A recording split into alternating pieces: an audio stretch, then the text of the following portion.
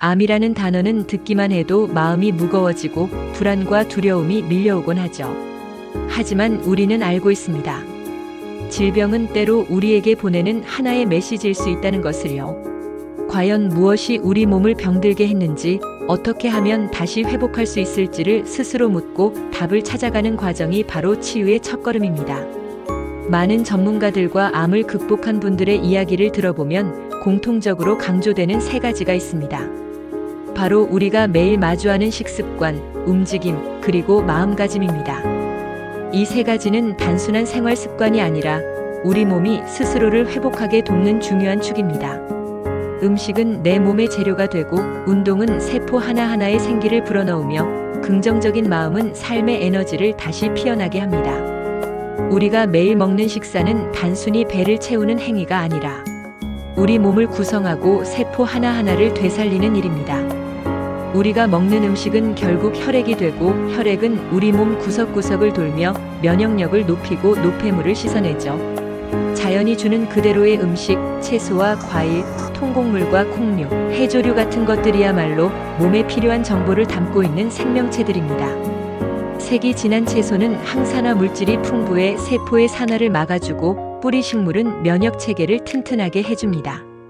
특히 요즘처럼 바쁜 일상 속에서는 간편함을 추구하다 보니 자연의 음식보다는 인스턴트나 패스트푸드에 의존하는 경우가 많습니다. 하지만 그러한 식습관은 우리 몸의 리듬을 깨고 염증을 촉진하며 면역력을 무너뜨릴 수 있습니다. 매일의 식탁을 자연의 식탁으로 바꾸는 것, 그것이 암과 싸우는 데 있어 아주 중요한 시작점입니다. 과식은 위장에 부담을 주고 몸 안의 염증 반응을 높이며 회복을 더디게 만듭니다. 적절한 양의 소식은 몸의 에너지 사용을 효율적으로 만들어주고 자가 치유 시스템이 제대로 작동하게 합니다. 또한 우리 주변에서 쉽게 구할 수 있는 자연의 재료들도 큰 도움이 됩니다.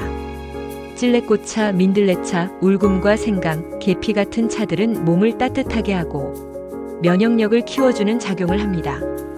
특별한 약이 아니라도 자연 속에서 우리 몸에 필요한 답을 찾을 수 있습니다. 식습관이 바뀌면 몸이 조금씩 가벼워지고 의욕이 생기기 시작합니다. 그렇게 몸이 깨어나는 느낌을 받게 될 때 우리는 비로소 움직이고 싶다는 마음이 들죠. 운동은 절대 무리해서 하는 것이 아닙니다. 중요한 건 내 몸을 다시 움직이게 만드는 데에 의미가 있습니다. 아주 가벼운 산책부터 시작해보세요. 햇살을 받으며 20분에서 30분만 걸어도 땀이 조금씩 나고 기분이 맑아지는 걸 느낄 수 있습니다. 특히 숲길에서의 맨발 걷기는 더 특별합니다. 땅과 직접 닿는 발바닥을 통해 전해지는 감촉은 실제로 몸 안의 전자 흐름을 조절하고 스트레스를 낮추는 효과를 준다고 합니다. 걷는 동안 들려오는 새소리, 나뭇잎 흔들리는 소리, 그리고 자신만의 호흡 소리에 집중해 보세요. 마음이 자연스럽게 차분해지며 내면의 소리에 귀를 기울일 수 있습니다. 조금 더 익숙해지면 맨손 체조나 요가를 병행해 보는 것도 좋습니다. 온몸을 부드럽게 이완시키는 동작은 근육의 긴장을 풀어주고 림프 흐름을 활성화시켜 독소 배출에도 큰 도움이 됩니다. 강도 높은 운동보다 중요한 건 꾸준함입니다. 하루 10분, 20분이 모이면 어느새 몸이 눈에 띄게 달라지기 시작합니다. 특히 근육은 우리 몸의 면역과도 연결돼 있어 항암 치료를 받으시는 분들은 더더욱 근육량 유지에 신경 써야 합니다. 무거운 운동이 아니더라도 계단 오르기나 앉았다 일어서기 같은 활동도 충분히 큰 힘이 됩니다. 그리고 운동은 단순한 체력 향상을 넘어 마음까지 맑게 만들어줍니다. 꾸준한 운동은 엔돌핀 분비를 촉진시켜 우울감을 줄이고 자존감을 높여주는 데 도움이 됩니다. 내가 내 몸을 직접 돌보고 있다는 감각은 마음에 안정감을 주고 스스로에 대한 믿음을 키워줍니다. 몸이 움직이면 마음도 따라 움직이기 시작하고 삶을 향한 의지도 자연스레 살아납니다. 마지막으로 가장 중요한 것은 바로 마음입니다. 암은 몸의 병이기도 하지만 마음의 병이기도 합니다. 너무 오래 억눌러왔던 감정, 풀지 못한 분노와 외로움, 사랑받지 못했다는 감정들이 차곡차곡 쌓여 병이 되어버린 경우도 많습니다. 마음이 회복되지 않으면 아무리 좋은 약을 먹고 좋은 음식을 먹어도 완전한 회복은 어려울 수 있습니다. 마음이 먼저 살아나야 몸도 함께 살아납니다. 웃는 것부터 시작해보세요. 억지로라도 웃다 보면 뇌는 그 웃음을 진짜로 인식하고 면역 체계를 활성화시켜줍니다. 실제로 웃음은 NK세포라 불리는 자연 살해세포의 활성도를 높인다는 연구 결과도 있습니다.